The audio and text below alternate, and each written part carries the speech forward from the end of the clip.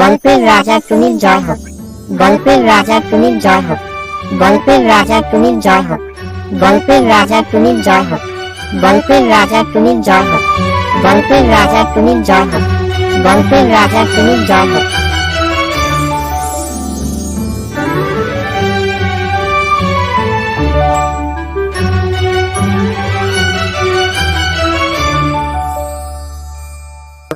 আসসালামু আলাইকুম। তোমরা সবাই কেমন আছো? ওয়ালাইকুম সালাম।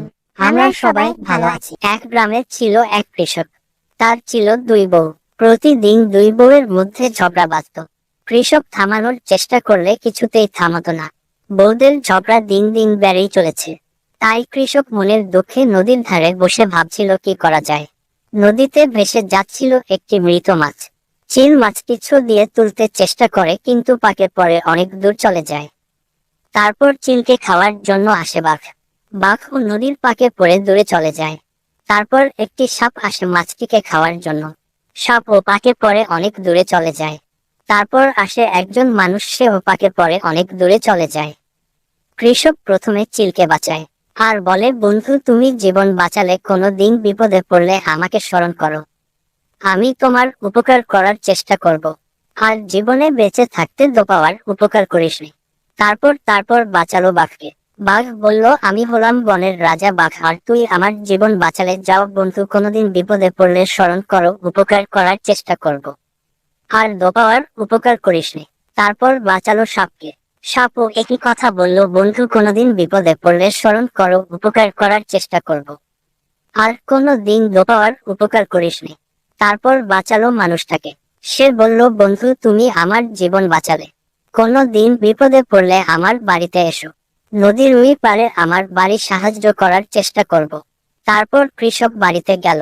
আবার একদিন কৃষকের বউদের মধ্যে ঝগড়া লাগলো। কৃষক গেল নদীর ধারে। ভাবছিল, বন্ধুর বাড়ি তো নদীর ওপারে। বন্ধু তো বলেছিল বিপদে পড়লে আসিস, উপকার করার চেষ্টা করব। কিন্তু আমি এত বড় নদী কিভাবে পার হব? নদীর ওপারে দেখে একটা বাঘ, আর বলে, আমি এই রকম একটা বাঘের উপকার করেছিলাম। বাঘ সাথে সাথে এসে হাজির হয়। বলে, বন্ধু, আমি কিভাবে তোমার উপকার করতে পারি? কৃষক বলে, আমি ওপারে বন্ধু বাড়িতে যাব। বাঘ বলে, বন্ধু, আমার পিঠে চড়ো, আমি তোমাকে নদী পার করে দেই। কৃষক বাঘের পিঠে বসে বাঘ নদী পার করে দেয়। তারপর হাঁটতে হাঁটতে ক্লান্ত হয়ে একটা বটগাছের নিচে বসে পড়ে। বটগাছে ছিল চিল পাখি। চিলের ঠোঁটে ছিল হীরার গয়না। কৃষক বলল, আমি একদিন এই রকম একটা চিলের উপকার করছিলাম। চিল সাথে সাথে ঠোঁট থেকে গয়নাটা নিচে ফেলে দেয়। কৃষকের হাতে গয়নাটা ঝলমল করতে লাগলো। গয়নাটা ছিল রাজার মেয়ের। সারা রাজ্য দল দেওয়া হলো, এই গয়না চোরকে ধরিয়ে দিলে 1,00,000 টাকা পুরস্কার দেওয়া হবে। কৃষক সরল মনে গয়নাটা নিয়ে বন্ধুর বাড়িতে গেল। বন্ধু দেখে বসতে দিল আর বলল, বন্ধু, তোমার হাতে ওটা কি? কৃষক বলল, বন্ধু, এটা গয়না। এটা চিল আমাকে দিয়েছে। বন্ধু হাতে নিয়ে দেখলো, এটা তো রাজার মেয়ের গয়না, আর ধরিয়ে দিতে পারলে 1,00,000 টাকা পুরস্কার পাওয়া যাবে।